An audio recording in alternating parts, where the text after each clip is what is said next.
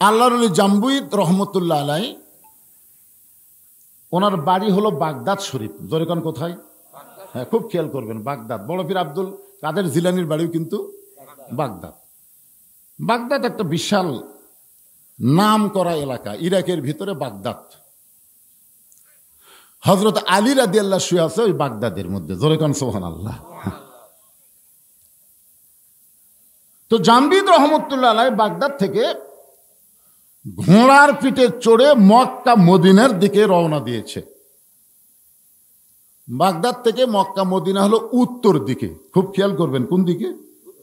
উনি ঘোড়ার পিঠে চড়ে মক্কা মদিনার দিকে রওনা দিলেন, কারণ তখনকার সবচাইতে দ্রুতগামী যানবাহনের নাম হলো ঘোড়া। ওই সময় সবচাইতে দ্রুতগামী যানবাহনের নাম কি? একটু হোহা করা লাগবে। ওরস বুঝবেন না? ওরস শুনবেন না আপনারা? ওরস রাত 1টা পর্যন্ত ওয়াজ হবে, মাঝখানে কিছু ফাঁকা থাকবে, ফজরের পরে তবরক দিবি নাকি কন? আপনারা যারা ওয়াজ শুনবেন বাড়িতে ঘুম পাড়বেন, আর যে শালারা ওয়াজ শুননি ওরা এসে তবরক খাবি। এই তো ওরস নাকি? এটাই ওরস। আপনারা আমার ওয়াজ শুনে বাড়িতে ঘুমাবেন, আর ফজরের পরে দিবি তবরক। যারা ঘুম পাড়ছে ওরা খাবি, আর যারা চেতন থাকছে এরা পাবি না। আজকে এখানে এটা শোনার পরে আমার মাথা তখন থেকে ঘুরতেছে, এ ওরসের ব্যাখ্যা আজকে মারাই লাগবে। তোর এখন কথা ঠিক কিনা?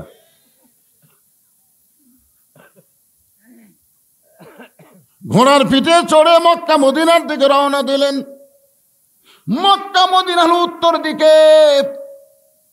কিছুদূর ঘোড়া ঠিকই চললো, কিন্তু মক্কা মদিনা মনে হয় আর বেশি দূরে নয়, আর বেশি দূরে নয়। এমন সময় মক্কা মদিনা উত্তর দিকে না গিয়া পূর্ব দিকে, মক্কা মদিনা উত্তর দিকে ঘোড়া না গিয়া পূর্ব দিকে ঘোড়া দৌড়ানো শুরু করলো। এখন আপনারা বলেন, উত্তর দিকে গেলে মক্কা মদিনা পাওয়া যাবে, কিন্তু ঘোড়া যদি পূর্ব দিকে যায়, আপনি যদি চড়ে বসে থাকেন, ঘোড়া যেদিকে যা আমি নামতেছি না, তাহলে কি আপনি মক্কা মদিনা পাবেন? যখন পাবেন। আমরা যদি মক্কা মদিনা পাবার চাই, আল্লাহর কোরআন নবীর হাদিস ছাড়া পাওয়ার কোন রাস্তা। মনে করেন মক্কা হলো কোরআন আর মদিনা হলো হাদিস, মক্কা হলো আল্লাহ আর মদিনা হলো মুহাম্মাদুর রাসূলুল্লাহ। প্রত্যেকটা মসজিদে গিয়ে দেখবেন এক সাইডে মক্কা আর এক সাইডে কি? মদিনা। মক্কার উপরে লেখা আছে লা ইলাহা ইল্লাল্লাহ, মদিনার উপরে লেখা আছে মুহাম্মাদুর রাসূলুল্লাহ। কিন্তু ঘোড়াটা উত্তর দিকে মক্কা মদিনার দিকে না যাইয়া ঘোড়া যখন পূর্ব দিকে দৌড়াই, জাম্বিদ রহমতুল্লাহ চিন্তায় পড়ে গেলেন, এই সময় যদি আমি ঘোড়ার পিঠে বসেই থাকি তাহলে তো হবে না, বরং ঘোড়ার লাগাম টানা লাগবে। ধরে কোন কি লাগাম? মানে কি? ব্রেক। ব্রেক ব্রেক ব্রেক ছাড়া গাড়ি আর পর্দা ছাড়া নারী। যে মোটর সাইকেলে ব্রেক নাই, ওই মোটর সাইকেল যতই দামি হোক, আপনি যদি বগুড়ার উদ্দেশ্যে রওনা দেন, আপনি কিন্তু বগুড়া যাওয়ার আগে হাসপাতালে যাওয়া লাগবে। জোরে কোন কথা ঠিক কিনা? আর বেপর্দা নারী নিয়ে যারা সংসার করতেছেন, আপনি যতই ইবাদত করেন, আপনি জান্নাতে যাওয়ার আগে জাহান্নামে ঢোকা লাগবে। জোরে কোন কথা ঠিক কিনা? এখন বলেন, ব্রেক ছাড়া গাড়ি আর পর্দা হারা নারী। আমার মায়েদেরকে আরো সুন্দর করে ওয়াজ শোনাবো, এটা একটু দিলাম তো ওনা করে, আমি ভুলিনি। চাপে চাপে বসেন মা, চাপে চাপে বসেন, অসুবিধা নেই। অকরনা ফি বুয়ুতিকুন্না ওয়ালা তাবাররুজনা তাবাররুজাল জাহিলিয়াতিল উলা। জোরে বলেন আল্লাহু আকবার। জাম্বিদ রহমতুল্লাহ আলাইহি ঘোড়ার লাগাম টেনে বলে, ঘোড়া রে, আমি মক্কা মদিনা উদ্দেশ্য করে রওনা দিয়েছি। মক্কা মদিনা উত্তর দিকে, তুমি মক্কা মদিনার দিকে না যাইয়া তুমি পূর্ব দিকে কেন যাও? এ ঘোড়া, আমি তোর কাছে ওয়াজ করতেছি, আর পূর্ব দিকে যাবি না, তুই উত্তর দিকে রওনা দে। এত সুন্দর ওয়াজ করার পরে জাম্বিদ যখন লাগাম ঢিল দেয়, সঙ্গে সঙ্গে ঘোড়া পূর্ব দিকে দৌড়াই। লাগাম ঢিল দেওয়ার সঙ্গে সঙ্গে ঘোড়া পূর্ব দিকে দৌড়াই। জাম্বিদ রহমতুল্লাহ চমকে উঠলেন, এত সুন্দর করে ঘোড়ার ওয়াজ শোনালাম, তারপরে ঘোড়া আমল করে না। ধরে কন কি করে না? এ কথা কন না কেন, কি করে না? তাহলে কি বোঝা গেল? যে এত সুন্দর করে ওয়াজ শোনানোর পরেও আল্লাহর বান্দারা ফজরের নামাজ পড়ে না। পড়েন? আপনারা সবাই পড়েন? এখানে অনেক আল্লাহর বান্দা বসে আছেন যারা হয়তো মাগরিব এশার নামাজে পড়েনি। এরকম আছে না নাই? আবার নিয়ত করছে ফজরও পড়বি না। বক্তা ওয়াজ করছে যে টুপির উপরে পাগড়ি পরে কেউ যদি নামাজ পড়ে আল্লাহ তাকে খুশি হয়ে 70 গুণ সওয়াব দেয়। সেদিন থেকে পাগড়ি পরেই নামাজ পড়ে। কিন্তু একদিন মসজিদে যায় দেখে পাগড়ি আনে নাই। এখন চিন্তা করে এত দূর বাড়ি, আবার পাগড়ি আনবো। বিবেক বলতেছে পাগড়ি মাথার দিয়ে পড়লে 70 আর জামাতে পড়লে 27। জামাতে নামাজ পড়লে 27 গুণ, পাগড়ি পড়লে 70 গুণ। কোনটা ধরবি, কোনটা ছাড়বি, কোনটা ধরবি, কোনটা ছাড়বি? মন বলতেছে 70ই ধর। ইচ্ছা করে নামাজের জামাত বাদ দিছে, ইচ্ছা করে।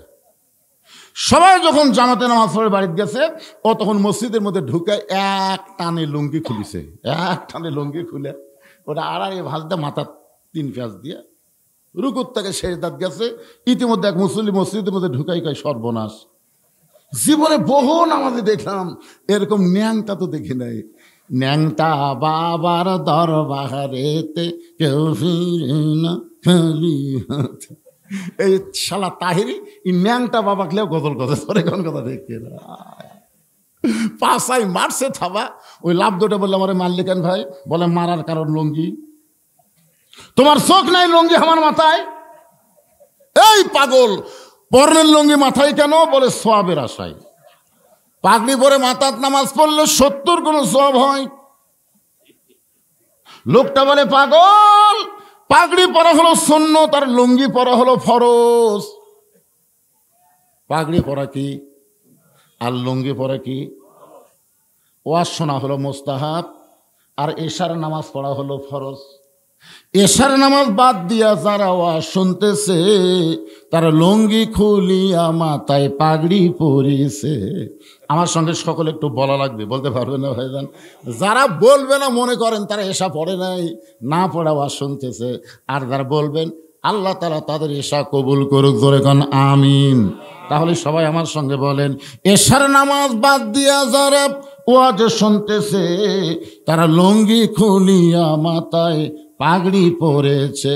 আবার ওয়াজ শুনতে শুনতে যারা ফজর বাদ দিবে, ওয়াজ শুনতে শুনতে যারা ফজর বাদ দিবে, লুঙ্গি খুলিয়া মাথায় পাগড়ি পরিবে।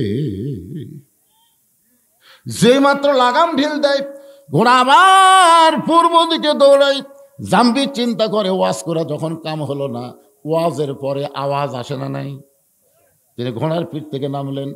ঘোড়ার পিঠ থেকে নাইমা মক্কা মদিনার দিকে টেনে টেনে ঘোড়াকে নিয়ে যাবেন। ঘোড়ার পিঠে চড়ে যখন যাওয়া হবে না, তাই বলে ঘোড়া ছাড়া তো আমি যাব না। এবার নিচে নামার পরে ঘোড়াকে টানা যখন শুরু করলেন, সঙ্গে সঙ্গে ঘোড়া শুয়ে পড়ছে। দাঁড়ানো ঘোড়াকে 2 ধাপ সামনে টাইনা নিয়ে যায়। যে ঘোড়া শুয়ে পড়ে তারে টাইনা কোনো লাভ? জোরে বলেন। মনোযোগ দিয়ে যারা শুনবেন তাদেরকে কিছু শোনানো যাবে, কিন্তু কোরআনের মাহফিলে এসে মনটা যদি বক্তার কথার দিকে না থাকে।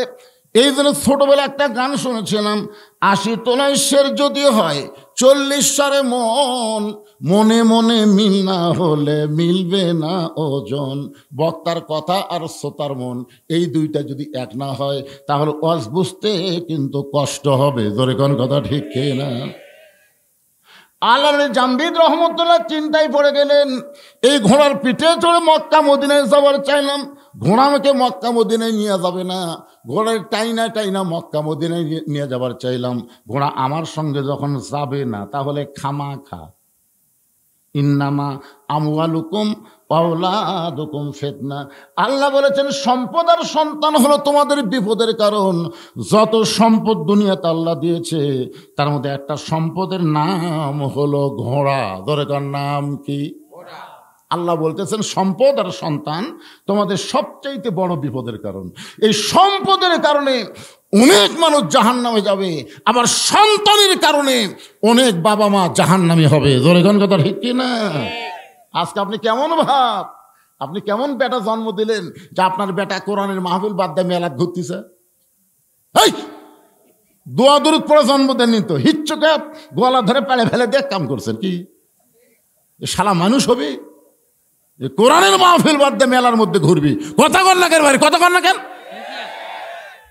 মুসলমানের বাচ্চা হয়ে তুমি আল্লাহর কোরআনের মাহফিল বাদ দিয়ে মেলার মধ্যে ঘোরো, তোমার লজ্জা করে না? ওই ব্যক্তি হলো সবচাইতে বড় দুর্নীতিবাজ। ওই ব্যক্তির কোনো নীতিই নাই যে আল্লাহর কোরআনের মাহফিল বাদ দেয় মেলার মধ্যে ঘোরে। জোরে কোন কথা ঠিক কিনা? আর এত রাত্রে, রাত 11:30 পার হয়ে গেছে, এত রাত্রে রাস্তা ঘোরা ভালো মানুষের বাচ্চারা ঘোরে না, চোর ডাকাতেরাই ঘোরে। জোরে কোন কথা কন না কেন? এত রাত্রে রাস্তা কারা ঘোরে? অন্যদিন ঘুরলে তাও না একটা কথা আছে, আজকে কোরআনের মাহফিলের দিন, আরে জান্নাতের বাগান লাগছে এখানে, আর ওরা জাহান্নামের মধ্যে ঘুরতেছে। একটু মনোযোগ দিয়ে শুনবেন। জামবিদ রহমতুল্লাহ ঘোড়ার মহব্বত কলিজা থেকে বের করে দিয়া মক্কা মদিনার দিকে হেঁটে হেঁটে রওনা দিয়েছে। আপনি বলেন টার্গেট ঠিক থাকা লাগবে, দরকার হলে হেঁটে যাবো, অসুবিধা আছে? কথা কন না কেন? লং মার্চ, ঢাকা মার্চ ডাক দিল না 5 তারিখে, 6 তারিখে কিন্তু ডাকছিল, চিন্তা করলো না 6 তারিখে তো ডাকছি, এদিকে হাসিনা সাইজ হলে দরকার নাই, একদিন আগেই গাড়ি যদি না চলে হেঁটে যাবো রে। কথা কন না কেন? ওরা কিন্তু সব ক্যামেরা ট্যামেরাতে দেখছে, ও বাবারে পিঁপড়া যেরকম আসে ওই রকম দল বান্ধে আসতেছে। এমনি সেনাবাহিনী প্রধান এমনি কইছে 45 মিনিট টাইম দেওয়া হলো, এরই মধ্যে যাওয়া লাগবে, কারণ যে হারে আসতেছে গাড়ি নিয়ে আসতেছে, গাড়ি নিয়ে হেঁটে হেঁটে এ পা আল্লাহ এমনি দেয়নি ভাই। অনেক মুরব্বী আগে হেঁটে হেঁটে হজ করছে। তোরে কোন কথা ঠিক কিনা? ওরা হলো হাজি রে, এরাই হলো হাজি। আর এখন বেটাক সব সম্পত্তি দিয়ে বেটিক ফাঁকি দিছে, ফাঁকি দিয়ে ওই একেবারে 11টা পাতল লিছে, 11টা পাতল লিয়ে খালি ওই জামরাত ফেরেশতা কয় আল্লাহ বড় শয়তান, ছোট শয়তানও ঢাল মারতেছে। সব সম্পত্তি বেটাক দিয়ে বেটিক যে বাপ ফাঁকি দিছে ওই মানুষ আছে, ওই আবার মক্কার যা শয়তানক মারতেছে। কেন পাগলা তুই কি মাররে? তুই বড় শয়তানের বাপ। কথা কন না কেন ভাইজান? মন খারাপ করতেছেন? আচ্ছা আপনার কি কোনো বক্তব্য দিবেন, শুনবেন? আলহামদুলিল্লাহ, খালি ভালো নয়, আজকে মজা দেবে। আল্লাহ হেঁটে হেঁটে যখন রওনা দিলেন, এমন সময় মন বলতেছে জামবিদ এত সুন্দর ঘোড়ার পিঠে চড়ে মক্কা মদিনায় যাবার চাইলি, সেই ঘোড়া তোকে যখন মক্কা মদিনায় নিয়ে যাবে না, তুই ঘোড়ার লাগাম টানলে ঘোড়া তোমার সঙ্গেও যাব না। একটা বার কি ঘাড় কাত করে দেখা যায় না ঘোড়া কি করতেছে?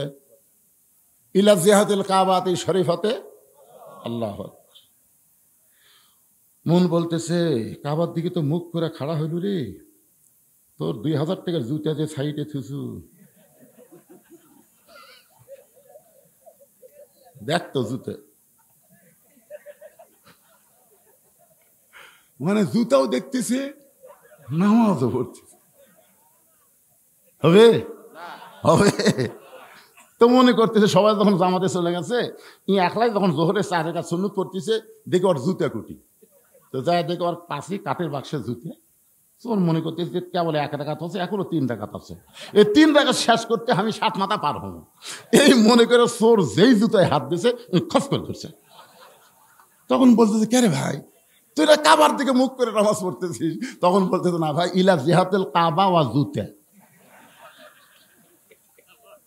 খালি কাবা লয় তো আমার জুতাও রাখা লাগবে, আবার কাবাও ধরা লাগবে। জোরে করে হবে। জামবিদের মন বলতেছে এত সুন্দর ঘোড়া, যে ঘোড়ার পিঠে চড়ে তুই মক্কা মদিনায় যাবি, সেই ঘোড়া তোকে টেনে নিয়ে যাবার চাই, তাও গেল না।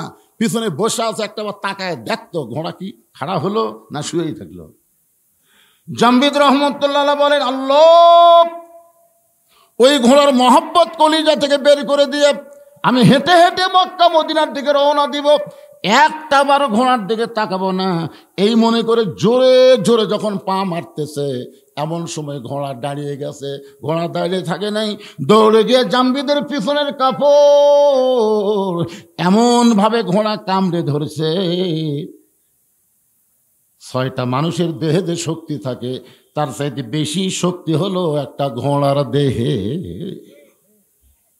জাম্বিদ হেঁটে হেঁটে মক্কা মদিনায় যাবার চায়, কিন্তু ঘোড়া পিছনের কাপড় কামড়ে ধরে জাম্বিদকে টেনে টেনে পূর্ব দিকে যায়। জাম্বিদ কয় ক্যারে ঘোড়ার পিঠে চড়ে মক্কা মদিনায় যাবো, ঘোড়া নিয়ে যাবে না, ঘোড়ারে টানলাম, ঘোড়া আমার সঙ্গে যাবে না, আমি একলা যাবার চাই, তারপরে ঘোড়া যাবার দিবে না। এই ঘোড়ার মধ্যে ঢুকলো কি? এ তাকো ফেরাসাতাল মুমিনিনা ফাইন্নাহু ইয়ানজুরু বিনুরিল্লাহ। এতক্ষণ জাম্বিদ খালি 2 চোখ দিয়ে দেখছে, এবার 2 চোখ বন্ধ করে অন্তরের দিকে তাকায় দেখে এতক্ষণ ধরে ঘোড়া যে কাজগুলো করতেছে এগুলো ঘোড়ার ইচ্ছায় নয়, এগুলো হচ্ছে আল্লাহ মালিকের ইচ্ছা। সুবহানাল্লাহ, জোরে কোন। 2 চোখ দিয়ে দেখলে ঘোড়া খারাপ, কিন্তু ইয়ানজুরু বিনুরিল্লাহ 2 চোখ বন্ধ করে যখন নূরের চোখ দিয়ে তাকায় দেখে যে ঘোড়া যা কিছু করতেছে ঘোড়া নিজে করতেছে না, ঘোড়ার মালিককে, জাম্বিদের মালিককে। আল্লাহ জাম্বিদ ঘোড়ার পিঠে চললেন, দেখি ঘোড়া কোথায় নিয়ে যায়। আল্লাহ কেন মক্কা মদিনায় যাবার না দিয়ে আল্লাহ আমারে কোথায় নিয়ে যাবে? ঘোড়ার পিঠে যখন চললেন, ঘোড়া চলতে চলতে চলতে চলতে রোম দেশ, জোরে কোন কোন দেশ? এই আমার সঙ্গে একটু জোরে বলেন কোন দেশ? এই তো রোম দেশের বর্ডারে এসে ঘোড়া দাঁড়াইছে। বর্ডার সঙ্গে সঙ্গে 6-7 জন সৈন্য জাম্বিদের দিকে তাকায় আছে। জাম্বিদ জোড়হাত করে বলতেছে, ভাইজান আমার কোনো দোষ নেই, আমি মক্কা মদিনায় যাব, কিন্তু ঘোড়া আমাকে এই পর্যন্ত টানে আনেছে ভাই, আমার কোনো দোষ নেই। কারণ মক্কা মদিনায় যাওয়ার ভিসা আছে, কিন্তু এই দেশে যাওয়ার তোমার ভিসা নেই। কিন্তু ঘোড়া তো বোঝে না।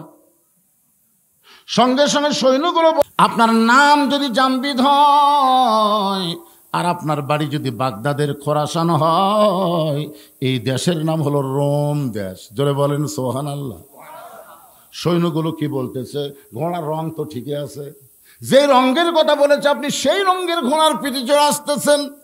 যদি আপনার নাম জাম্বিদ হয়, আপনার বাড়ি যদি বাগদাদের খোরাসান হয়, এই রোম দেশের বাদশা বলেছে ওই হুজুরকে সসম্মানে আমার দরবারে হাজির করে দিও।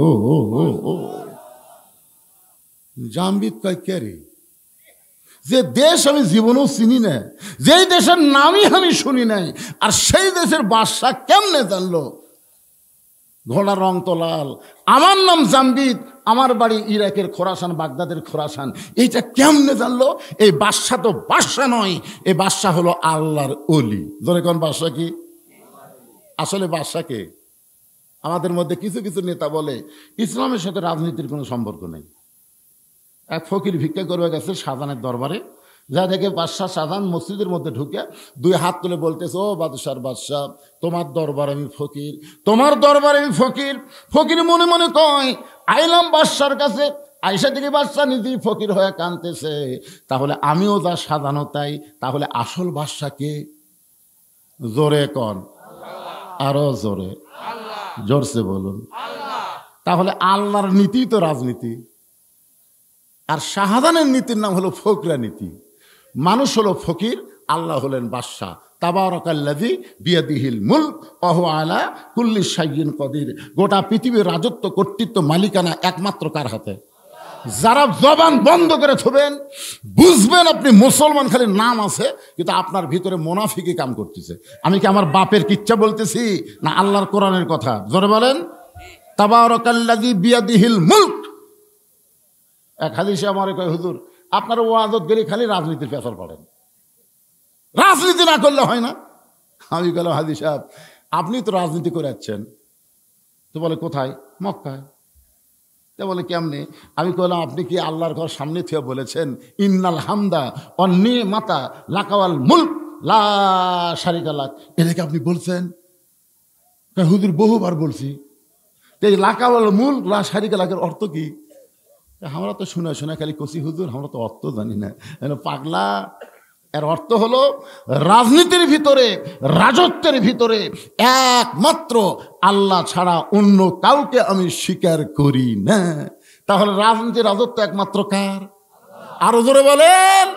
আপনি কাবা ঘরের সামনে দিয়ে এই তালবিয়া পড়ে এসে বাংলাদেশের মানুষের দল করতেছেন, আপনার হাজির নাম হবি কিন্তু হজ কবুল হবি না। জোরে কথা কন না কেন ভাইজান? তাহলে বাদশাহ শাহজাহান কি বাদশাহ আছে? বাদশাহ শাহজাহান বাদশাহ আছে? বাদশাহ নেই, কি হচ্ছে?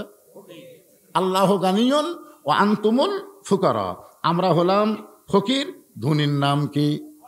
আরো জোরে, জোরসে বলুন।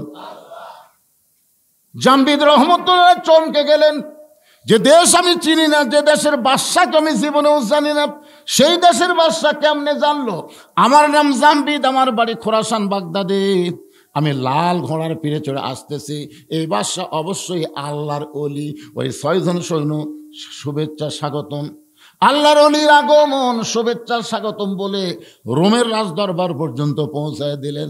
জামবিদ বললেন, ভাইজান এই যে রাজদরবারের দরজা পর্যন্ত নিয়ে আসলেন, এখন আমি কি করব? বলে, এখান থেকে আপনাকে একলাই যাওয়া লাগবে, এখান থেকে আপনাকে একলা যাওয়া লাগবে। ফেরেশতা জিবরাইল বলে, নবী গো, এই পর্যন্ত আল্লাহ আমাকে হুকুম দিয়েছে, এরপর থেকে আপনাকে একলাই যাওয়া লাগবে। ধরে কোন কয়জন? কেন? ওরস মানে কি একটু খেয়াল করেন। আল্লাহ নবী 2 জনা, প্রেম করিবেন গোপনা, মাঝখানে তো অন্য কারো জায়গা থাকবে না। জায়গা যদি থাকি তো জিবরাইলকে সঙ্গে নিত, জায়গা যদি থাকি তো জিবরাইলকে নিত, দরজার বাইরে আল্লাহ ব্রেক করাতো না। সবাই বলেন, আল্লাহ নবী 2 জনা প্রেম করেছেন গোপনা, মাঝখানে তো অন্য কারো জায়গা ছিল না। কি জিবরাইল, খালি এক ধাপ মারলে তোর অস্তিত্ব পুড়ে হবে ছাই। 70,000 নূরের পর্দার গেট, আমি আল্লাহ আমার দোস্তকে সাদর সম্ভাষণ জানাবার চাই। ধরে কেন সুবহানাল্লাহ। আয় রে, নবী একলা এখন আল্লাহর কাছে যাচ্ছে একলাই। ফেরেশতা জিবরাইল বলে, হুজুর আমি আপনার সাথে থাকলে আপনাকে কোলদারা হইয়া, কোলদারা বোঝেন না? বর দেখবেন বিয়ের দিনে কোলদারার মোশন দেখছেন, বড় এই কি ছোট ছোট ঘাস খাবো, তোর শ্বশুর মামা শ্বশুর সবাই কিন্তু জানলাতে তোকে দেখতেছে। আজকে যাত্রীরা, বর যাত্রী যেভাবে খাক, ওর দিকে কারোর নজর নাই, নজর কিন্তু তোর দিকে আছে। আজকে তুই কম খা, ছোট ছোট ঘাস খা, মুগত কিছু ভরার সাথে সাথে টিস্যু পেপার দিয়ে মুছবো। কোলদারা বরক শিখা দিচ্ছে। কারণ কি জন্য? আজকে তোর পরীক্ষার দিন পাগলা, আগামীকাল থেকে তোর খাওয়ার শেষ না, তুই কি খাবো রে? কিন্তু যারা আজকে শেষ খাওয়া খাচ্ছে বরযাত্রী, ওরকে আজকে শেষ পাগলা, আগামীকাল আর খাওয়া নেই। এই দুনিয়াতে কাফের বেঈমান হলো বরযাত্রী, আর মুসলমান হলো বর। মুসলমানকে ফেরেশতারা দেখতেছে, আল্লাহ দেখতেছে, চিন্তা ভাবনা করে খাওয়াও লাগতেছে, চলাও লাগতেছে। তোলে কোন ঠিক কিনা? আর বরযাত্রীর কোনো চিন্তা আছে? কারণ ওরা জানে মরার সাথে সাথে জাহান্নাম, পিটুন খাওয়া ছাড়া বুদ্ধি নেই। আর আমরা জানি মরার পরে জাহান্নাম না, আমাদের জন্য জান্নাতের দরজা আল্লাহ খুলে দিয়েছেন। সালামুন আলাইকুম তিবতুম ফাদখুলুহা খালিদিন। এখান থেকে আপনি একলা যান। আল্লাহ জামবিদ রহমতুল্লাহ রোমের বাদশার রাজ দরবারে একা একা রওনা দিলেন। কিছু দূর যাওয়ার পরে রোমের বাদশা দাঁড়িয়ে জামবিদ রহমতুল্লাহকে সাদর সম্ভাষণ জানায়, বলতেছে, ওগো আল্লাহর ওলি, আপনার ঘোড়া, লাল ঘোড়ার পিঠে চড়ে আপনি খোরাসান থেকে আপনি জামবিদ রহমতুল্লাহ আমার রোমের দিকে আপনি আসতেছিলেন। জামবিদ কয়, না আপনার ধারণা ঠিক না, আমি মক্কা মদিনা যাওয়ার চাইছিলাম, মক্কা মদিনাত। কিন্তু এই ঘোড়ার কারণে, শুধুমাত্র ঘোড়ার কারণে, আল্লাহর ইচ্ছায় আমাকে রোমের দেশে আসতে হলো। তবে আমি জানতে চাই আপনি কেমনে জানলেন আমার নাম জামবিদ, আমার বাড়ি খোরাসান, আমি লাল ঘোড়ার পিঠে চড়ে আসতেছি, এইটা আপনি কেমনে জানলেন? রোমের বাদশা বলে, আমি জানি না, জানি আমার পাগলি মেয়ে। সুবহানাল্লাহ, জোরে কন। জামবিদ বলে, কি বলেন? বলে, আমি জানি না তো, জানে আমার পাগলি মেয়ে, আল্লাহ তাআলা আমাকে একটাই মাত্র মেয়ে দিয়েছে, সেই মেয়েটা আজকে প্রায় 13-14 বছর হলে পাগলি অবস্থায় আছে। দুনিয়ার কোনো আলো পছন্দ করে না, দুনিয়ার কোনো খাওয়া পছন্দ করে না, দুনিয়ার কোনো মানুষ পছন্দ করে না, একা একা একটা বন্দি ঘরে থাকে। আমি দুনিয়ার বহু ডাক্তার কবিরাজ দেখাইছি, একটা ডাক্তার কবিরাজ আমার মেয়ে রোগ ধরতে পারে না। ওই একটা মেয়ে ছাড়া আমার দুনিয়াতে কেউ নেই। আমি মাঝে মধ্যে আমার মেয়েকে দেখতে যাই। আমি গতকাল গেছিলাম দেখতে, যাই দিকে ঘরের দরজাটা বন্ধ, একটা জানালার পাল্লা খোলা, ওই জানালার পাল্লা দিয়ে আমি ভিতর দিকে তাকাবার চাই, কিন্তু অন্ধকারে আমার মেয়েটাকে আমি দেখতে পাই না। আমি যখন বারবার তাকিয়ে আছি, এমন সময় মেয়েটা বলতেছে, বাবা আপনি দুনিয়ার বহু ডাক্তার দেখাইলেন বাবা, কিন্তু কোনো ডাক্তার তো আমার রোগ ধরতে পারে নাই। আমি কোন রোগের রুগী যদি জানতে চান, তাহলে খোরাসান থেকে একজন আল্লাহর ওলি, নাম তার জাম্বিত, লাল ঘোড়ার পিঠে চড়ে রোমের দিকে আসতেছে, তাকে যদি আপনি আমার কাছে আনতে পারেন বাবা, তাহলে সেই বলতে পারবে আমার ভিতরে কি রোগ রয়েছে। আমি আমার মেয়েটার কথা প্রথমে বিশ্বাস করলাম না, কারণ মেয়েটা আমার পাগলি হয়ে গেছে, রুগী অবস্থায় আছে, মেয়েটার কথা বিশ্বাস করলাম না। তারপরে মনে মনে চিন্তা করলাম, কয়েকটা সৈনিক আমি পাঠাইয়া দিয়ে দেখি তো, যদি এইরকম কোনো মানুষ আসে তাহলে ধরে যেন আমার দরবারে নিয়ে আসে। ওগো আল্লাহর ওলি, আপনার ঘোড়ার রঙ ঠিক আছে, আপনার নাম যদি জাম্বিদ হয় আর বাড়ি যদি বাগদাদের খোরাসান হয়, তখন আমার পাগলি মেয়ের কাছে একটু চলেন।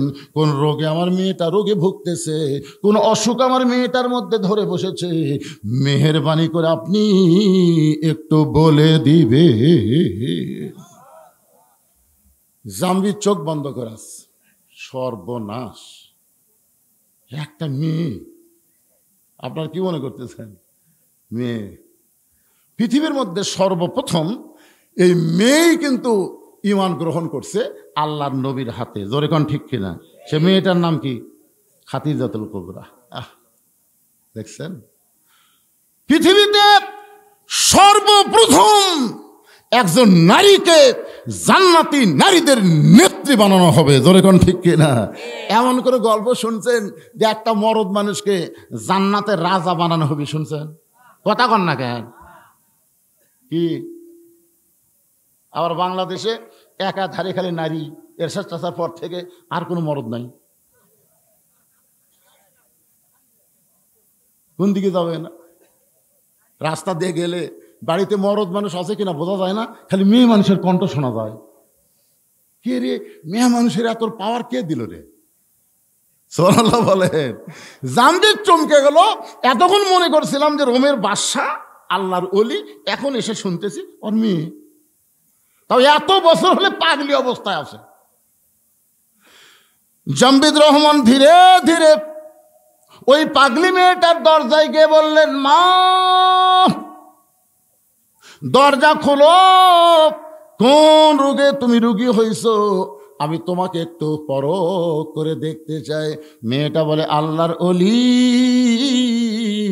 মক্কা মদিনায় যাওয়ার চাইছিল, কিন্তু মক্কা মদিনা বাদ দিয়া এই পাগলির কাছে কেন আসলা?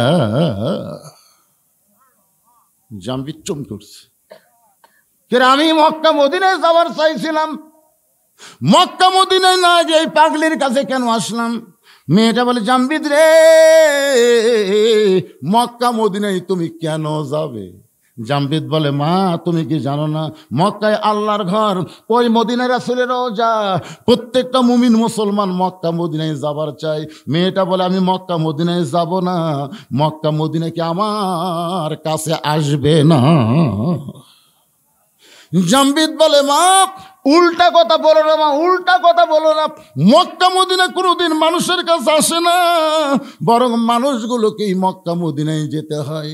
মেয়েটা বলে, জামবিদ রে, এটাই যদি তোমার ধারণা হয় তাহলে শুনে নাও, তুমি এখনো কামেল হতে পারো নাই।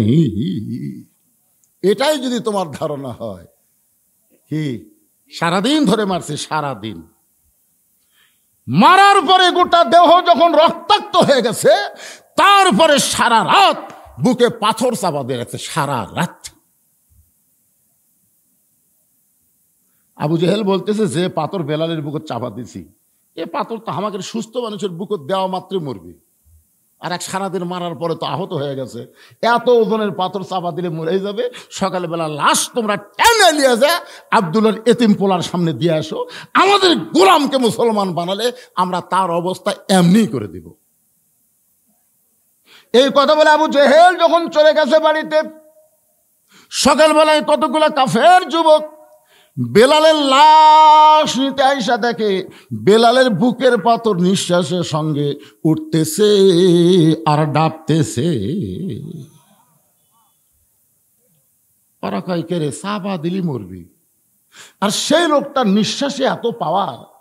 এই নিঃশ্বাস কি সাধারণ নিঃশ্বাস? এই নিঃশ্বাস হলো ইমানদারের নিঃশ্বাস। জোরে কোন ঠিক কি না?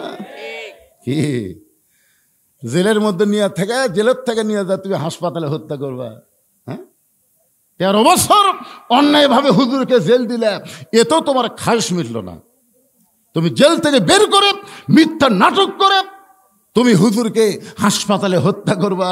আপনারা বলেন তো, হুজুরের নিঃশ্বাস নাই? যখন আসে না নাই? আপনার কি ওই ভিডিও দেখছেন উনি যখন হাসপাতালে বেডের উপর বসে আছেন? দেখছেন? একটু মনোযোগ দিয়ে শুনবেন। যুবকের এক দৌড় নেতার কাছে, নেতা আপনি বলেছিলেন পাথর চাপা দিলেই মরে যাবে, আসেন মরে নাই, বরং নিঃশ্বাসের সঙ্গে পাথর উঠতেছে আর ডাবতেছে।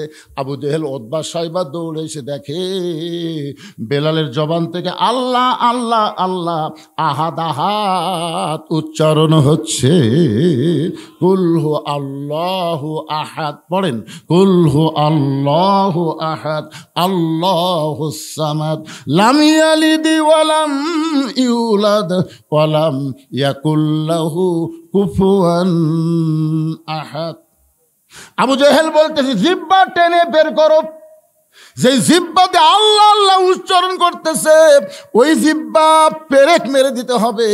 বেলালের মুখের মধ্যে হাতটা দিয়া জিহ্বা টেনে বের করে ওই জিহ্বার মধ্যে 6টা বাউল কাটা ঢুকাই দিলেন। বাউল কাটা হলো খেজুর কাটার চাইতেও মোটা, এরকম 6টা কাটা এই পার্দে ঢুকায় ওই পার্দে বের করে দিলেন। এরপরেও হযরত বেলালের জিহ্বা দিয়ে রক্ত বের হয়, রক্তের মধ্যে ভুটি বলতেছে আল্লাহ আল্লাহ আল্লাহ আল্লাহ আল্লাহ আল্লাহ।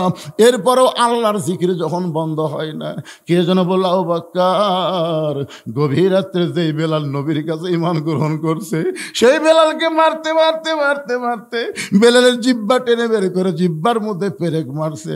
আবু বকর রে, বেলাল তোমার ভাই, কুল্লু মুসলিমুন ইখওয়া, প্রত্যেকটা মুসলমান ভাই ভাই। আবু বকর রে, বেলালকে কি মুক্ত করবা না? আবু বকর এক দৌড়ে গিয়া কাফের বেঈমানদের সামনে বলে, রে মক্কার কাফেররা, তোদের মধ্যে মানবতা নাই, তোদের মধ্যে মনুষ্যত্ব নাই। সারাদিন ধরে মারছিস, সারা রাত বুকে পাথর চাপা দিয়ে রাখছিস, এরপরও জিহ্বা বের করে জিহ্বার মধ্যে পেরেক মারলি, তোদেরকে কোনো দয়া নাই রে, তোদের কোনো কি মায়া নাই? আবু জেহেল বলতে, আবু বকর যদি তোমার মায়া হয় তাহলে আমাদের গোলামকে তুমি কিনে নাও, কত দাম নিবা? বেলালের মনিব উমাইয়া বলতেছে 1000 স্বর্ণ মুদ্রা নিব। আবু জেহেল বলে, রে উমাইয়া, যেই বেলাল সুস্থ অবস্থায় তুমি 1টা টাকা দিয়ে কিনলাম, আর সেই বেলাল মরার সময় তুমি 1000 আশরাফি চাইলা। আবু বকর বলে, উমাইয়া, আমার কাছে যদি 10,000 টাকা চাইতা, তারপর আমার ভাই বেলালকে তোমাদের কাছে এক মুহূর্ত আমি রাখবো না। 1000 আশরাফি দিয়ে হযরত বেলালকে মুক্ত করে নবীর দরবারে নিয়ে যায়। আবু বকর কান্দে করে চিন্তা করতেছে, রহমতুল্লাহ আলামিন এই দৃশ্য কি সহ্য করতে পারবে? নিজের পাগড়ি দিয়ে বেলালকে ঢেকে কান্দে করে যখন নিয়ে যাচ্ছে, নবীর সামনে দাঁড়াবে, আবু বকর, বেলালকে এইভাবে না ঢেকে আমার সামনে প্রকাশ করে দাও। আবু বকর, হুজুর আপনি সহ্য করতে পারবেন না, ওই কালো মানুষটা রক্ত লাল হয়ে গেছে। রাসূল বলে, আবু বকর, তুমি কি জানো আল্লাহ তাআলা আমার বেলালের জন্য কোরআনের আয়াত নাজিল করেছে। ইন্নাল্লাযীনা ক্বালু রাব্বুনাল্লাহু সুম্মা ইসতাকামু তাতানাজ্জালু আলাইহিমুল মালাইকা আল্লা তাখাফু ওয়া লা তাহজানু ওয়া আবশিরু বিল জান্নাতিল্লাতী কুনতুম তুআদুন।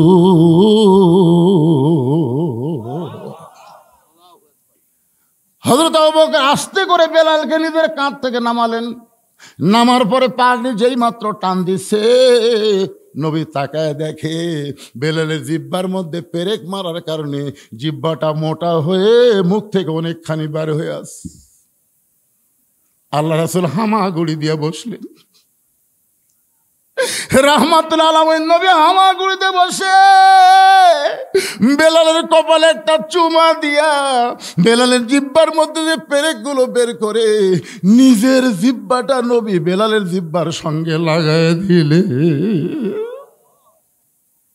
সঙ্গে সঙ্গে জিহ্বাটা পূর্বের মতন হয়ে বেলালের মুখের মধ্যে যখন ঢুকে যায়, নবী বলেন, বেলাল রে, তুমি কি জানো তোমার ঈমানের কারণে আল্লাহ তাআলা তোমাকে 8টা জান্নাতের মালিক বানায়া দিছে।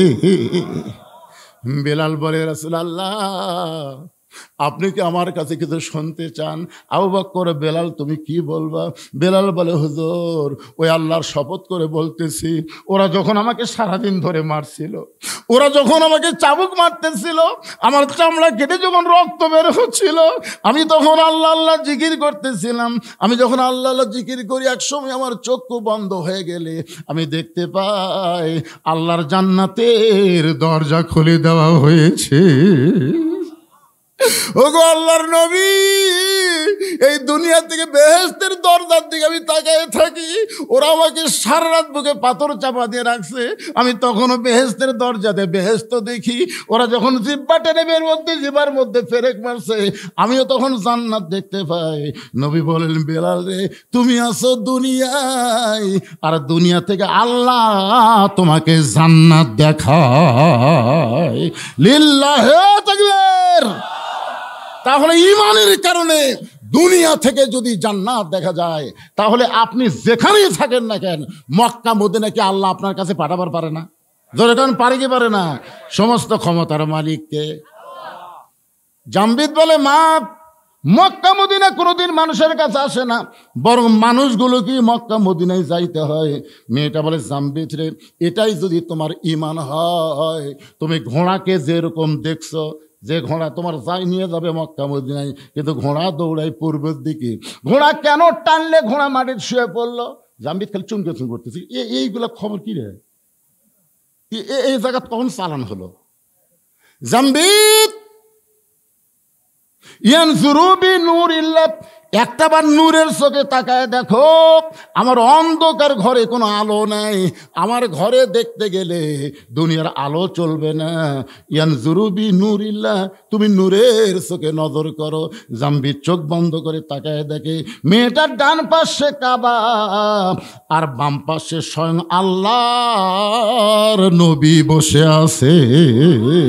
লিল্লাহি তাকবীর। জামবিদ দরজাত বসে বলে, মা, মা, তুমি এমন কি আমল করো যে আমল করনে ডান পাশে মক্কা, বাম পাশে মদিনা? তুমি এমন কি আমল করো মা, যে আমলের কারণে তোমাকে মক্কাও যাওয়া লাগলো না, মদিনাও যাওয়া লাগলো না, মক্কা মদিনা তোমার কাছে চলে আসলো? এই আমলটার নাম কি? আজকে যুবক যারা এসা বাদ দেয়, ফজর বাদ দেওয়ার চিন্তা করতেছো, আজকে তোমাদেরকে সে আমলের খবর দেব। শুনবেন না আপনারা? শুনবেন না? তাহলে আয়াতটা আর একবার তেলাওয়াত করি। ইয়া আইয়ুহাল্লাযীনা আমানুত্তাকুল্লাহা হাক্কা তুকাতিহি ওয়া লা তামুতুন্না ইল্লা ওয়া আনতুম মুসলিমুন। না, দুর্বল হয়ে গেছে ওয়াজ শুনে কি দুর্বল হলেন? আরে পাগলা, কোন আমলের কারণে নমরুদের আগুনের চুলায় শান্তির বাগান হলো আমাদের জাতির পিতার জন্যে? জানা লাগবে না? কোন আমলের কারণে মুসা নবীর জন্য আল্লাহ সাগরকে রাস্তা বানায় দিল? এগুলো তো আমাকে জানা লাগবে ভাইজান, কারণ ভারত যে হারে মাঝে মধ্যে হুমকি মারতেছে, ওরকে হাতত নাকি এমন অস্ত্র আছে যে বাংলাদেশকে দখল করতে ওরকে 15 দিনও টাইম রাখবি না।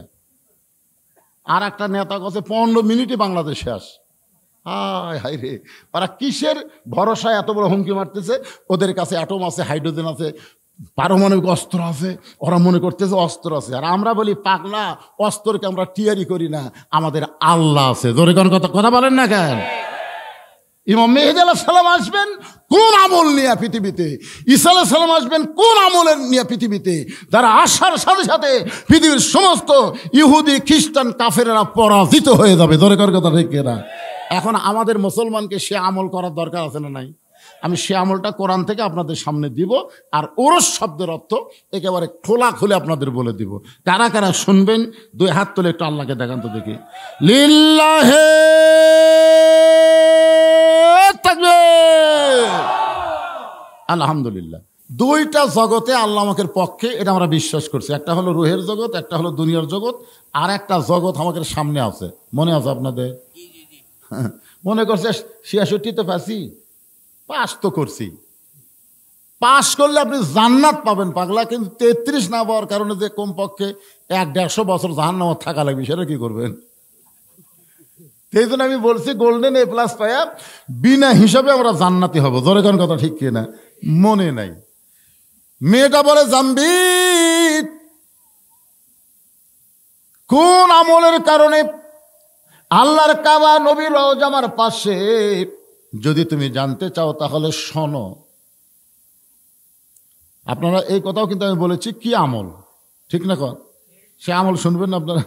হ্যাঁ ভাইজান, আমরা আইসি কিন্তু শুনলাম চলে গেলাম, এটা নাম ইসলামী ইমান নয়। আল্লাহ কোরআনে বলেছেন স্বামী না, শুনতে হবে। ও তাই না, এটাকে আমল করার নিয়তে, গ্রহণ করার নিয়তে শ্রবণ করা লাগবে। তাহলে শোনা গেলাম, শোনা উল্লাহ শোনা গেলাম, বকাল্লা বকে গেলাম, হয়ে গেল নাকি? না, আমরা যারা বক্তা আমাকেও ঠেলা আছে। আল্লাহ কোরআনে বলেছেন লিমা তাকুলু মা লা তাফালুন, যে বক্তা ওয়াজ করে আমল করে না, ওই মুনাফিক বক্তাকে দিয়া আল্লাহ জাহান্নাম আগে উদ্বোধন করবে। জোরে কোন কথা ঠিক কথা বলেন? আগে জাহান্নামের উদ্বোধন হবে আলেম দিয়া, আবার জান্নাতের উদ্বোধন হবে আলেম দিয়া। এক ছেলে এসে হুজুরকে বলে, হুজুর আমার বাড়ি তো অনেক দূর ব্রিজ দিয়ে ঘুরে তারপর আপনার কাছে আসতে হয় কোরআন শরীফ শিক্ষা করার জন্য। তো হুজুর ওই ব্রিজ দিয়ে ঘুরে আসতে আমার খুবই সময় লাগে, কষ্ট হয়। এমন কিছু দোয়া আছে যে দোয়া পাঠ করলে নদী পার হওয়া যায়? তো পীর সাহেব তো মনে মনে চিন্তা করছে, এই পাগলা, এর দোয়া দিয়ে এখন দিন নদী পার হওয়া যায়? তো বলছে বিসমিল্লাহ করে চোখ বন্ধ করবি যা। মনে করছে বিসমিল্লাহ করে চোখ বন্ধ করে পানির মধ্যে ডুবা গেলে আর নামবি না। ধরে কোন কথা ঠিক না? তো পীর সাহেব যে কথা কইছে, ওই ছেলেটা বড়টা ইমানের সাথে বিশ্বাস করছে যে বিসমিল্লাহ কয়ে চোখ বন্ধ করে পা দিলি যদি নদী পার হওয়া যায়, তো খামাখা ওই ব্রিজ দিয়ে ঘোরার দরকার আছে? হুজুর কিন্তু ঠাট্টার স্থলে বলেছে, ছাত্র কিন্তু বিশ্বাসে গ্রহণ করছে। এখন যে নদীর পাড়ে যায় বিসমিল্লাহ বলে চোখ বন্ধ করে পা দিছে, চোখ খুলে দেখে ওই পারে চলে গেছে। সুবহানাল্লাহ লাগেন, পার করার মালিককে পার হয়ে গেছে। এভাবে প্রত্যেকদিন যাওয়া আসা করে। যখন ছেলেটা 5-7 পারা কোরআন হেফজ করছে, তখন ছেলের মা বলতেছে, যেই কামেল বুজুর্গের কারণে তোর ব্রিজ ছাড়া নদী পার হওয়া পারিস, সে হুজুরকে একদিন দাওয়াত করতো। আমি একটু প্রাণ ভরে হুজুরকে খাওয়াতে চাই, এত বড় আল্লাহর ওলি। তো ছাত্র এখন বলছে, হুজুর আজকে দুপুরবেলায় আমার মা আপনাকে দাওয়াত দিছে। তো হুজুরা কিন্তু দাওয়াত পেলে খুব খুশি। ধরে কোন কথা ঠিক কিনা? এর আগেও আপনাদের বলেছি যে ডাক্তারের বইয়ের কোনোদিন সিজার লাগে না, বড় ডাক্তারের বইয়ের কি লাগে না? সিজার লাগে না। মৌলবীর বাড়িতে কোনোদিন মিলাদ হয় না, পীরের বউ কোনোদিন মুরিদ হয় না। ধরে কোন কথা ঠিক কিনা? এই 3টা না খেয়াল করবেন। বড় ডাক্তারের বউ সিজার করে না, কারণ সিজার করলে মায়েরও ক্ষতি, বাচ্চারও ক্ষতি। আর মৌলানাদের বাড়িতে কোনোদিন মিলাদ হয় না, মৌলানা খালি খাওয়ায় না। ধরে কোন ঠিক কিনা? আর 3 নম্বর হলো পীরের বউ কোনোদিন মুরিদ হয় না। আপনাকে এলাকার যত পীর আছে খোঁজলা দেখবেন, বউ মুরিদ হয়নি, কারণ বউ জানে আমার পীর সাহেব মাঝে মধ্যে মুরিদের বইয়ের দিকে চোখ মারে, এই লুচ্চার হাতে মুরিদ হয়ে কি হবি রে। জান, তাছাড়া আবার বসে যাবেন, যা পারবেন না, ক্লান্ত হয়ে গেছেন। তো আলহামদুলিল্লাহ, যে কথা বলতেছি একটু খেয়াল করেন ভাই। জান, বিরক্ত হচ্ছেন? হ্যাঁ, কোন আমল ওরস আর একটা হলো 33, জোরে কোন ঠিক কিনা? 66 পাসি খালি 33। এই 33টা পালি বিনা হিসাবে আমরা সবাই জান্নাতি, বলেন সুবহানাল্লাহ। তো এখন হুজুরকে বলতেছে, হুজুর আজকে দুপুরবেলা আমার মা আপনাকে দাওয়াত দিছে। পীর সাহেব তো সেই খুশি, ঠিক আছে বাবা, তোমাকে আজকে আধ ঘন্টা আগেই ছুটি দিয়ে আমি তোমার মায়ের বাড়িতে যাব খাবার। এখন ছাত্র হুজুরকে লিয়ে যাচ্ছে নদীর দিকে। হুজুরকে কেড়ে পাগলা, এদিকে নৌকা আছে, তো কয় না। ব্রিজ আছে, কয় না। তুই এদিকে এখন নিয়ে যাস কেড়ে পাগলা, যেখানে নৌকা আছে যেখানে ব্রিজ আছে সেখানে চল। বলে না হুজুর, আমি তো নৌকা ব্রিজ ছাড়াই যাই। নৌকা ব্রিজ ছাড়াই তুই যাস? হ্যাঁ, ওই যে কয়েক বছর আগে কইছিলি না, তখন থেকে তোই কামি করতেছি। আসেন হুজুর, হাত ধরে লিয়ে দেয়, বিসমিল্লাহ কয়ে নদীর পা দিছে, চোখ বন্ধ করে ওই পার গেছে। চোখ খুলে দেখে পীর সাহেব উঠে দাঁড়ায় আছে। হুজুর আসেন, বিসমিল্লাহ কয়ে চোখ বন্ধ করে পা দেন। পীর সাহেব বিসমিল্লাহ আউযুবিল্লাহ বিসমিল্লাহ কয়ে পা দিতে ঘপ করে হাঁটু মধ্যে ডুবে গেছে। তার মানে কি বুঝতেছেন?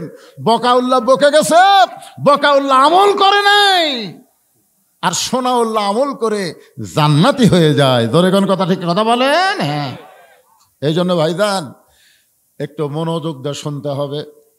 কোন আমলের কারণে মক্কা মদিনা তার কাছে? আল্লাহর একজন বান্দা রবি ইবনে সুলাইমান এবার হজ করতে যাবে।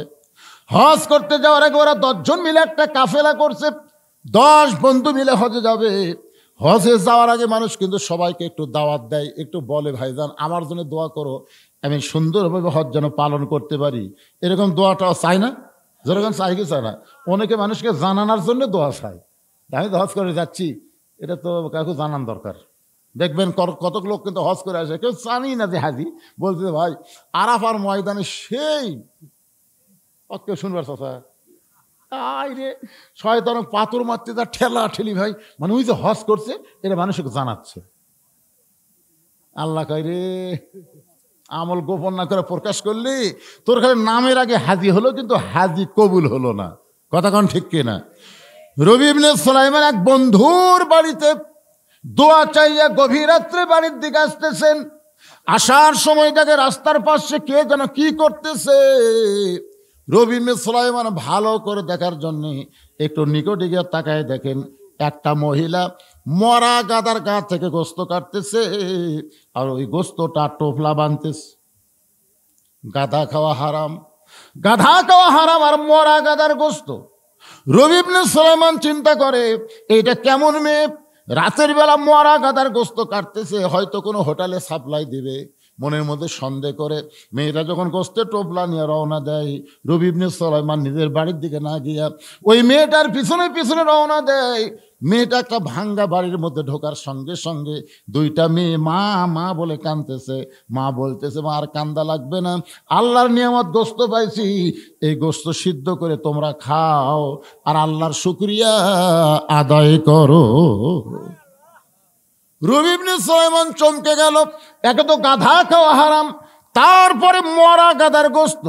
নিজের মেয়েদেরকে মা দিয়ে বলতেছে সিদ্ধ করে খাও, আল্লাহর শুকরিয়া আদায় করো।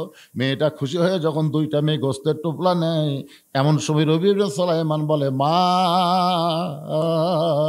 তুমি কেমন মা, তুমি তোমার ক্ষুধার্ত মেয়েদেরকে মরা গাধার গোস্তের টোপলা দিলে, ও মা তুমি কেমন মা? মা বলতেছে পথিক এই গভীর রাত্রে আমার বাড়ির ধার দিয়ে চলে যাচ্ছ, চলে যাও, আমার দিকে তোমার তাকার লাগবে না। আজকে 2টা আমার মেয়ে আজকে কয়েকদিন হলে না খেয়ে থাকার কারণে বারবার যখন আমার কাছে খাবার চায়, আমি মা কোথায় খাবার পাবো? আমার স্বামী কয়েক বছর আগে দুনিয়া থেকে বিদায় হয়ে গিয়েছে, আমি একজন বিধবা নারী, 2টা যুবতী মেয়েকে কি করব? রাতের অন্ধকারে আমি বের হয়ে গেছি কিছু খোঁজার জন্য, ক্ষুধা নিবারণের জন্য। এখন গাধা খাওয়া হারাম না হালাল এটা পরখ করার শক্তি বিবেক আমার নাই। মরা গাধা না জেতা গাধা এইটা চিন্তা করার শক্তি আমার অন্তরে নাই। আমি গোস্ত মেয়েদেরকে দিয়েছি, মেয়েরা সিদ্ধ করে খাবে, আল্লাহর শুকর আদায় করবে, কারণ এই মুহূর্তে এদের জীবন বাঁচানো ফরজ মনে হয়ে গেছে। রবি ইবনে সুলাইম বলেন, মা তোমার মেয়েদেরকে মরা গাদার গোস্ত খাইতে দিও না, এবার আমি হজে যাবার চাইছিলাম মা, আমি আর হজে যাব না, আমার সমস্ত হজের টাকা পয়সা আমি তোমাদেরকে দান করে দিব। এক দৌড়তে বাড়িতে গেলেন। বাড়ি যাওয়ার পরে যা কিছু তার ছিল সব কিছু টুপলা করে মায়ের হাতে দিয়ে দিলেন। মা মেয়ে খুশি হয়ে আল্লাহকে বলতেছে, আল্লাহ তোমার যেই বান্দা মক্কা মদিনায় যাবার চাইছিল কিন্তু আমাদের ক্ষুধার্ত দেখে সব দান করে দিল, আমরা মা আর মেয়ে মিলে দোয়া করি, আল্লাহ মক্কা মদিনা এই বান্দার বাড়িতে হাজির করে দিও। রবি ইবনে সুলাইম বলে, মা উল্টা দোয়া করো না, কারণ মক্কা মদিনা কোনোদিন মানুষের বাড়িতে আসে না। মেয়ে দুইটার মা বলতেছে, আমরা দোয়া করার মালিক আর কবুল করার মালিককে। আমাকে মন চাইলে দোয়া করছে, আল্লাহ কবুল করতেও পারে নাও পারে। রবি ইবনে সুলাইমান চলে আসলেন বাড়িতে। নির্দিষ্ট সময় ওর আরো 9 বন্ধু বললেন, চলো বন্ধু হজে যাই। বলে, এবার তোমরা যাও ভাই, আমি এবার যাব না, আমার একটু সমস্যা আছে। 9 বন্ধু বলে, কে রে, কত মানুষকে আমরা বললাম এবার আমরা 10 জন মিলে হজে যাব কাফেলা করে, আর তুমি সবার কাছে দোয়াও চাইলে, আজকে হঠাৎ বলতেছে যাবা না। যাবো না রে ভাই, তোরা যা। ওরা 9 বন্ধু হজ করে সর্বপ্রথম রবি ইবনে সুলাইমানের বাড়ির দরজায়, হজ শেষ করে নিজের বাড়িতে না গিয়ে রবি ইবনে সুলাইমানের বাড়ির দরজায় ওই 9 বন্ধুর মধ্যে একজনের মাথাতে একটা টোপলা, মাথাত কি একটা টোপলা, দরজা ডাকতেছে, রবি ইবনে সুলাইমান, এই রবি ইবনে সুলাইমান দরজা খুলে দেখে 9 হাজি তার সামনে দাঁড়ায় আছে। জোরে করে সুবহানাল্লাহ। আল্লাহ রাসূল বলেন, তোমাদের এলাকায় কোনো ব্যক্তি হজ করে যখন আসবে সর্বপ্রথম যদি তার চোখের দিকে মহব্বত করে তাকাও, ওই কাবা মদিনার দিকে যে সওয়াব পাইছে, তুমি গরিব মানুষ হওয়ার কারণে ওর চোখ দেখলে আল্লাহ সেই সওয়াব তোমার অন্তরে দিয়ে দিবে। এই জন্য হজ করে আসার সাথে সাথে কমপক্ষে 40 দিন সেই ব্যক্তি বেগুনা মাসুম থাকে, তার সঙ্গে একটু মোসাফা করা, মুআনিকা করা। আবার খালি জমজমের পানি খাওয়ার জন্য এটা করা যাবে না। আমরা অনেক সময় হজ করে এসে লুকে থাকি, তুই খুরমা খেজুর খাবি, পানি খাবি, হুজুর আমার একটা জায়নামাজ হবি না, আমার একটা তসবি আপনি দিবেন না হুজুর। কি তসবি জায়নামাজ না, হাজির চেহারার দিকে তাকায় থাকলে কাবা মদিনা জায়গার সওয়াব আল্লাহ দান করবে। সুবহানাল্লাহ বলেন। রবি ইবনে সুলাইমান বলে, ভাইজান তোমরা 9 জন বন্ধু আমার বাড়ির দরজায়, আমার ভাগ্য এত ভালো, যার মাথার টোপলা আছে। এই মিথ্যা দেখ, এই কি হজে যাওয়ার আগে তোর কাছে আইলাম, তুই কইলি এবার হজে যাব না, কি কারণে যাবি না, কারণও বললি না। এই তুই যে কাবা ঘর তাওয়াফ করার সময় এই যে আমার মাথার টোপলা, তুই যে আমার টোপলা দিয়ে বললি, ভাই এই টোপলা নিয়ে আল্লাহর ঘর তাওয়াফ করতে আমার কষ্ট হচ্ছে, টোপলাটা একটু ধরতো। তোর টোপলা আমাকে দিয়ে তুই আল্লাহর ঘর তাওয়াফ করলি, আমরা 9টা বন্ধু দেখলাম, তুই আমাকে সাথে সাথে থাকতে থাকতে হারাই গেলি। আমরা গোটা মক্কা খুঁজা তো পাইনি রে, তুই টোপলাখানা দিয়ে কোথায় হারিয়ে গেলি। আবার হঠাৎ দেখে তুই সাফা মারোয়া সাই করতেছিস, তোকে টোপলা দেওয়ার জন্য তোর পিছনে পিছনে আমরা 9 বন্ধু দৌড়াই, কিন্তু হঠাৎ দেখে তুই আর নাই। গোটা মক্কায় খুঁজে যখন পাওয়া গেল না, চলে আসলাম মদিনায়। মদিনায় এসে দেখি নবী রওজার পাশে দাঁড়িয়ে, আল্লাহ নবীরে সালাম দিস। তোর সালামের সঙ্গে আমরা নবীরে সালাম দিলাম।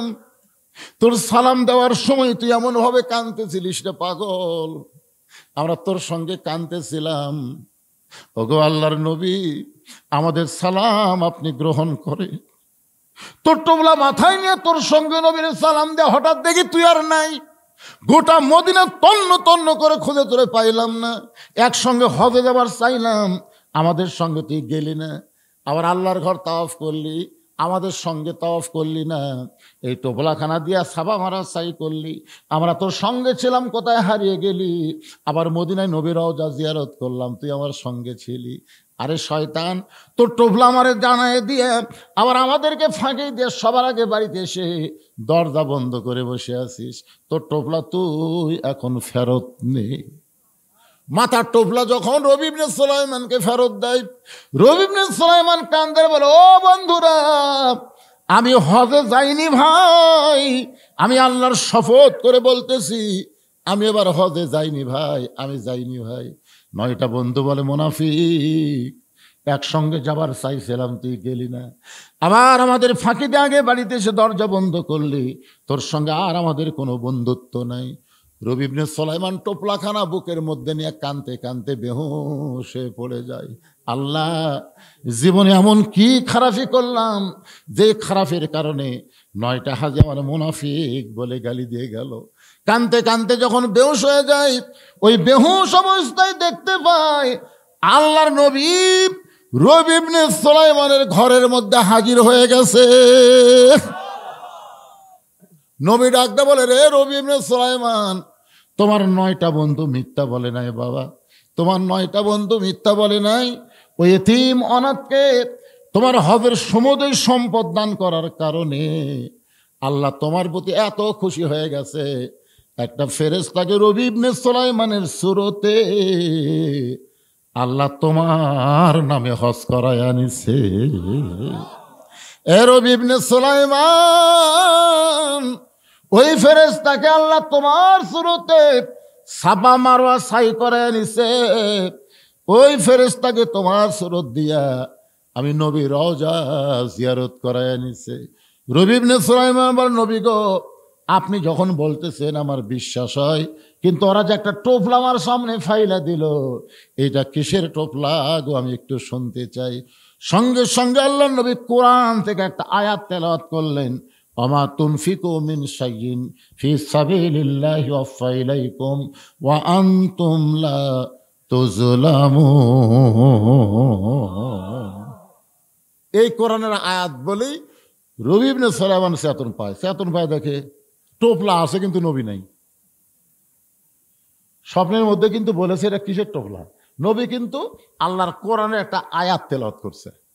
এখন টোপলার মধ্যে কি আছে, এই কোরআনের আয়াতের অর্থ জানলেই বোঝা যাবে। জোরে এখন ঠিক কিনা? আপনারা কি জানেন? কথা কানা জানেন? শুনবেন না? ওরস শব্দের অর্থ হলো ওরস, এটা ঔরস থেকে ওরস। আমার কথা বুঝলেন? একজন আল্লাহর ওলির ছেলে একজন এরকম করতে করতে ওনারা ওরসকে ফার্সি শব্দ বলা হয়েছে। ওরস মানে আল্লাহ আর বান্দার মধ্যে মিলন হওয়া। মিলন বোঝেন? এই মিলন মানে এখানে আল্লাহর অনেকগুলো বান্দা আসবে, এখানে আল্লাহ রহমতের ফেরেশতা আসবে, কোরআন হাদিস থেকে আলোচনা হবে, লাস্টে তাবারক হিসেবে কিছু পাবে। এর মাধ্যমে 1 কেজি 1 জগ পানির মধ্যে 1 মুষ্টা চিনি ঘন্টন দিলে ওই চিনি যেমন পানির মধ্যে বিলীন হয়ে যায়, শত চেষ্টা করলেও চিনিকে যেমন পানি থেকে আলাদা করা যায় না, খুঁজাও পাওয়া যায় না। জোরে কোন কথা ঠিক কিনা? এখন ওইটা আগে যখন ছিল তখন সবাই বলতো চিনি পানি, পানি চিনি। আমার কথাই বুঝলেন? চিনি এই জায়গাতে আছে, এই জায়গাতে 1 জগ পানি আছে। আপনার কি বলবেন? 1 জগ পানি, 1/2 কেজি চিনি। কিন্তু চিনি আর পানি যখন একত্র হয়ে গেল, 2টা ঘন্টন মারলে ওইটা মুখে দেওয়ার পরে কেউ বলবে না পানি, কেউ বলবে না চিনি, কেউ বলবে পানি, কেউ বলবে পানি, কেউ বলবে না। কি বলবেন এখন? ওটা মুখে দেওয়ার পরে কেউ চিনি বলবি? কি বলবে? শরবত। কেউ পানিও বলবি না, চিনিও বলবি না, আলাদা একটা নাম হবে। তো আল্লাহ এবং বান্দা যখন ইবাদতের মধ্যে সামিল হয়ে যায়, তখন বান্দা আল্লাহ এমন একটা অবস্থায় পৌঁছে যায়, আল্লাহও থাকে না, বান্দাও থাকে না, আল্লাহ ওয়ালা হয়ে যায়। ধরে বলেন কি? কথা কয় না। লোকটা বড় আল্লাহ ওয়ালা রে, ওর মধ্যে কি আছে? ওয়ালা আছে, আল্লাহ আছে, আছে না নাই? তো ওরসটা হলো ঠিক ফার্সি শব্দ, বা একে যা আরবিতে বলা হয় আল্লাহওয়ালা, আল্লাহর অত্যন্ত মোত্তাকি পরহেজগার বান্দাদের মিলন মালা। ধরে কোন সুবহানাল্লাহ। কিন্তু ঢোল তবলা যেটা এখানে লিখে দিল গতকাল নাকি হয়েছে, এইটা আপনারা বলেন এটা কি জায়েজ হবে? তাহলে এই না জায়েজে কাম যারা করতেছেন তারা তো চিন্তা করা লাগবে ভাই, জান যে আমাদের 33 পাসি, কিন্তু বাকি 33 তো হলো না। এই 33টা হলো ওয়ালা তামুতুন্না ইল্লা ওয়া আনতুম মুসলিমুন। রুহের জগতে আল্লাহ আমাদের পক্ষে ছিল, দুনিয়ার জগতে মুসলমানের ঘরে আল্লাহ কবুল করলো। মরার সময় মুসলমান হয়ে আমাদের মরতে হবে। মুসলমান হয়ে যদি মরতে পারি, এই যে 3 জন ওটা মারতেছে দৌড়, দেখছেন? যা মার দৌড়, মেলাত কি জান একটা হতে যা। শোনেন ভাইজান, জোরহাত করে বলতেছি, একটা মেয়ে মানুষ সন্ধ্যার সময় মুরগির ঘোড়া দেখে, ঠিক মতো মুরগি উঠলো কিনা দেখে না, কারণ দেখে কি দেখে না? একটা মেয়ে মানুষ সন্ধ্যার সময় মুরগি দেখে ঠিক মতো উঠলো কিনা, সন্ধ্যার সময়, রাত 10টার সময় কেউ দেখে না, সন্ধ্যার সময়। একটা মরদ মানুষ সন্ধ্যার সময় গোয়াল ঘরে গরু ছাগল উঠলো কিনা এটা কখন দেখে? কথা কয় না, কখন দেখে? তাহলে আপনি কত বড় চালাক, মুরগি হাঁসকে ভালোবাসেন মা, সন্ধ্যার সময় খোঁজ করেন। আপনি কত বড় ভালো মানুষ, গরু ছাগল সন্ধ্যার সময় খোঁজ করেন। আপনার আগে রাতে এত রাত্রে ঘুরতেছে, এরকে খোঁজ করেন না কে? কি এ যারা ঘুরতেছে এরা কি মানুষ আছে? আর আইডিয়া হয়ে গেছে আমার এলাকার এক আইডিয়া, হঠাৎ দড়ি ছিঁড়ছে ভাই। দৌড়ি ছিঁড়ার পরে এখন এই আইডিয়ালা খালি দৌড়ে আর কান্দে, এ কোথায় রেখে উত্তর পাড়াত, এখন এই দক্ষিণ পাড়াত দেখলো, মানে এত দৌড়াচ্ছে আইডিয়া, বুঝছে দড়ি ছেঁড়া হলে তা হয়। এই আইডিয়া ওজা এখন এই কিশোর বাচ্চার থেকে যুবক যারা হচ্ছে একই অবস্থা, খালি দৌড়া দৌড়ি, চিল্লা চিল্লি, ফাল্লা ফাল্লি। আপনি বাবা হিসাবে আপনার হাত পায়ে বেড়ি লাগায়া আল্লাহ জাহান্নামে দিবে যদি আপনি ছেলের দিকে খেয়াল না করেন। লাইলাতুল মেরাজে নবী জান্নাতে গেল, যা দিয়ে কতগুলো বাবা হাউমাউ করে কাঁদতেছে। জিবরাইল, জান্নাতের মধ্যে বাবারা কাঁদতেছে, বলে ইয়া রাসূলুল্লাহ যা হবে আল্লাহ আপনাকে আগাম দেখানোর জন্যই লাইলাতুল মেরাজ, জোরে কোন সুবহানাল্লাহ। নবী জাহান্নামে গেলেন, দেখেন কতগুলো বাবা মুস্কি মুস্কি হাসতেছে। নবী বলে জিবরাইল জাহান্নামের মধ্যে হাসতেছে, জান্নাতের মধ্যে কাঁদতেছে, কারণ কি? ফেরেশতা জিবরাইল বলে আল্লাহ এই সকল বাবা নিজের পাপের কারণে জাহান্নামে হবে, কিন্তু ওলাদুন সালেহন, এদের নেককার সন্তান সব সময় 5 ওয়াক্ত নামাজ পড়ে আল্লাহর কাছে কান্দার, বলে রব্বির হামহুমা কামা রব্বায়ানি সগীরা। আল্লাহ আমার বাবা পাপী হয়ে কবরে গেছে, আমি সন্তান হয়ে দোয়া করি আল্লাহ আমার বাবাকে তুমি মাফ করে দাও। আল্লাহ বলে বান্দারে তুই পাপের কারণে জাহান্নামে হলে কি হবে? তোর নেককার সন্তান তোর জন্য দোয়া করার কারণে একটা নেকি তোর আমল নামার মধ্যে প্রতিদিন ঢুকতেছে। এই আমল নামার মধ্যে প্রতিনিয়ত নেকি ঢোকার কারণে অচিরেই আমি আল্লাহ তোরে জান্নাত দিয়া দিব। এই জন্য বাবারা মুসকি মুসকি হাসতেছে, কেন সন্তানের ওসিলে আল্লাহ তাদেরকে আবার কি দিবি? জান্নাত দিবি। আর জাহান্নামের মধ্যে জান্নাতের মধ্যে কাঁদতেছে ওই সকল বাবারা নিজের নেক আমলের কারণে জান্নাতি হবে, কিন্তু সন্তানগুলা খারাপ হওয়ার কারণে, সন্তানগুলা খারাপ। মেলাদ ঘরে কোরআনের মাহফিলে আসে না, আজান দিলে লেপের মধ্যে 2.5 হাত হয়, আগে আসলো 3 হাত, ফজর আজান শোনা হচ্ছে 2.5 হাত। এরকম আইডিয়া আছে না নাই? কথা কন না কেন? একটা 2.5 হাত হয়ে গেছে, ল্যাপ টান্দা দেখে ল্যাপের তলার সাইজ, সকালবেলা সাইড থেকে কুত্তার সাইজ একই সাইজ। আল্লাহ কয় কে রে, এই তুই ভালো আমল করে জান্নাতে হলি, কিন্তু তোর বেটা, তোর মেয়ে হাইল পরে কিলকিল করে ঘুরতেছে, তোর সন্তান খারাপ হওয়ার কারণে আর পাপের একটা অংশ তোর আমলের মধ্যে ঢুকতেছে, অফিরে আমি আল্লাহ তোকে জান্নাত থেকে জাহান্নাম দিব। এখন আপনি বাবারা কি করবেন? আপনার ছেলে মেয়ের দিকে আপনার খেয়াল করার দরকার আছে না নাই? যেরকম আছে না নাই? ভাইজান আছে। সবাই মনোযোগ দিয়ে শুনবেন। কো আনফুসাকুম আহলিকুম নার, জাহান্নামের আগুন থেকে বাঁচতে গেলে একলা বাঁচলে হবে না, আহাল পরিবার নিয়ে আমাদেরকে বাঁচতে হবে। আল্লাহ পাক আমাদের সকলকে কবুল করুক। সকলে বলে আল্লাহুম্মা আমিন। আস্তাগফিরুল্লাহ আল্লাযী লা ইলাহা ইল্লা হুয়াল হাইয়ুল কাইয়্যুম ওয়া আতুবু ইলাইহি লা হাওলা ওয়া লা কুওয়াতা ইল্লা বিল্লাহিল আলিয়্যিল আযীম। আল্লাহুম্মা আমিন। আল্লাহুম্মা আনতাস সালাম ওয়া মিনকাস সালাম তাবারাকতা ইয়া যাল জালালি ওয়াল ইকরাম। আয় আল্লাহ তাআলা, রাত প্রায় 1টা বাজতেছে, দীর্ঘ সময় পর্যন্ত আজকে তোমার আল্লাহর ওলির আশেকানদের মাহফিলে, ওরস মাহফিলে, তাফসীরুল কোরআন মাহফিলে আমি যে আলোচনা করেছি, আল্লাহ মেহেরবানি করে সবাইকে বুঝ মোতাবেক আমল করার তৌফিক দিয়ে দাও। যদি কোনো ত্রুটি হয়, ভুল হয়, মাফ করে দাও। জাহাদিয়া মঞ্জুর করেন। সোনার মদিনায় নবী পাকের রওজা মোবারকে কবুল করে নাও। তামাম আম্বিয়ায়ে কেরাম, আসহাবে কেরাম, তাবিঈন কেরাম, তাবা তাবিঈন কেরাম, তাম পৃথিবীর মাটির নিচে যত মুমিন মুমিনা আছে আল্লাহ সকলের আরওয়াহ হাদিয়া কবুল করো। আমরা যারা হাত তুলেছি, আমাদের জনম দুঃখনী মা বাবা যাদের কবরে গেছে, আল্লাহ মেহেরবানি করে মা বাবার কবরকে জান্নাতের টুকরা বানায় দাও। আমাদের দাদা দাদি, নানা নানি, আত্মীয় স্বজন, শ্বশুর শাশুড়ি যাদের কবরে গেছে, কবরবাসীদের মাফ করে দাও। আল্লাহ শাহাদাওয়ানের রুহু মোবারকে হাদিয়া কবুল করো। প্রত্যেক বছর কষ্ট করে মেহনত করে এত সুন্দর আয়োজন যারা করতেছে, এই মোগল টুলির উপরে রহমত বরকতের দরজা খুলে দাও। প্রত্যেক বছর এমন করে একটা জান্নাতের বাগান যেন লাগাতে পারে, এমন ইমানি শক্তিদেরকে দান করে দাও আল্লাহ। আল্লাহ রিপন সহ অনেকে আজকের মাহফিলে কষ্ট করতেছে।